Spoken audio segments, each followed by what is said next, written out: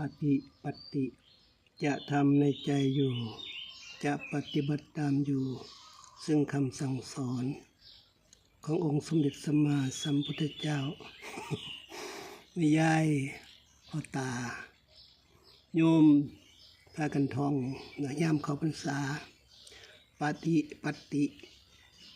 เจตไปในใจอยู่จะปฏิบัติตามอยู่ห้อยต่อของการสืบสันตติห้อยต่อของการสืบสันตติหนึ่งลมหายใจคือหนึ่งสันตติหนึ่งสันตติคือหนึ่งลมหายใจเป็นปฏิปฏิปฏิบัติเฮ็ดไว้ในใจอยู่นี่คือการเกิดดับต่อหนึ่งครั้งการเกิดดับของหนึ่งครั้งคือสืบต่อสันตตินี่คือเบิดไปหนึ่งลมหายใจ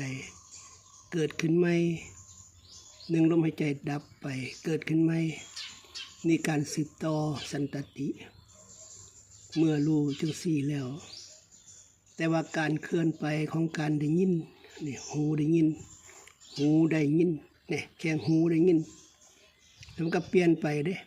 การได้ยินมันจะเลื่อนไปว่าได้ยินเสียงเขาเว้าเรื่องนี้อย่างนะเริ่มจากการได้ยิน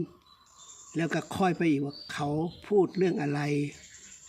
เขานำพาเรื่องอะไรมาพูดมีคำใดบ้างพูดนะเขานำพาเรื่องอะไรมาพูดมีคำใดบ้างเอาวันนี้มันเกิดดับจากเทียละเพียงสำนีได้นี่เกิดดับจากเทียแล้วเกิดดับเขานำพาเรื่องอะไรมาพูดเขาพูดเรื่องอะไรบ้างแค่นี้แหละคิดว่านี่100 ครั้งอย่างน้อยๆมันเกิดดับ100 ครั้งการเกิดดับของ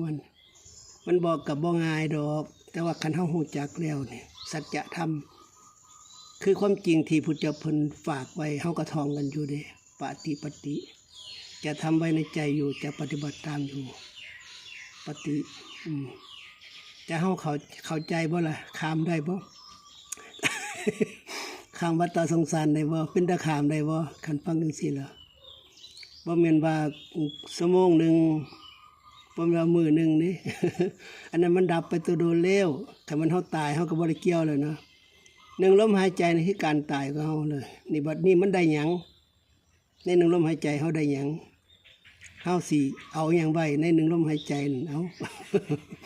เอาขามได้บ่เนาะขามได้บ่เนาะความได้บ่เนาะความวัฏสงสารได้บ่เนาะเอาปฏิห้อยต่อของสังวัตอันยาวไกลห้อยต่อของสังวัต สังวัตทุกข์อันยาวไกลเอาขามได้บ่เนาะเบิ่งดีๆเด้อมันละเอียดจนว่าเด้มันละเอียดจนว่าได้ฟังทีแรกจนอวยตกใจคนขิ้งลูกยาวได้บ่เนาะนั่นแหละแต่ว่าปฏิบัติอีหลีอยู่กับมันอีหลีมันก็เห็นของมันเองดอก